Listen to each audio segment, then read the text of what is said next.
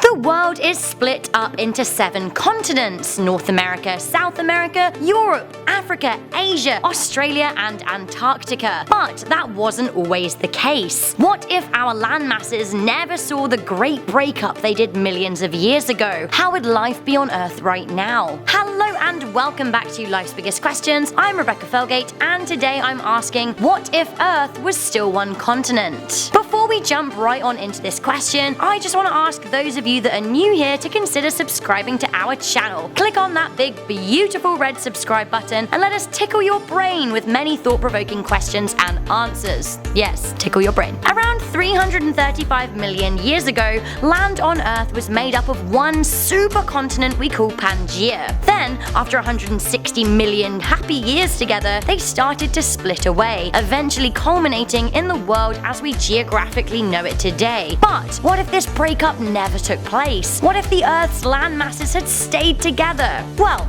it would be super hot for most of us, as Pangaea was mainly settled around the equator. There would be no ice caps, but there would be vast deserts, as well as thick ancient rainforests. There would also be one super ocean. This was once called Pangaea. Now this is pretty terrifying to imagine. There could be aquatic empires under there that many of us may never explore because we're simply too far away. Without tectonic plates driving our land masses away then smashing them into one another, it is possible that we would not have mountain ranges or volcanoes like we have today. The one big issue with the breakup of Pangaea never happening is that we as a species may never have evolved. Evolution is a response to environment, and the environment would have been very different in our creation years had Earth been just one continent. Dinosaurs populated the Earth when Pangaea was a thing, and they were much better adapted to the climate, as many of them were cold-blooded reptile-style creatures. Whether or not the breakup of Pangaea would have made any difference to the effects of the Ice Age is up for debate, but I think we can safely say humans may not be the dominant species had the geography of the Earth been so different. Let's pretend we did still evolve though. Nonetheless, we may look a little different. The breakup of the continents and smaller countries led to the development of different human traits. Had we always lived on Pangaea, we may not have the diversity in species we have today. We might all look quite similar. Animals would be very different too. It is likely we would have an entirely different looking set of mammals, birds, insects, amphibians, reptiles, and fish than we have today. How would countries work if we all lived on one continent? It was easier to segregate ourselves and march under different flags when there were some physically defining features such as oceans, Great Lakes, and rivers. It is possible we would still have divided into countries that just be separated by deserts and forests instead. Living on one continent may not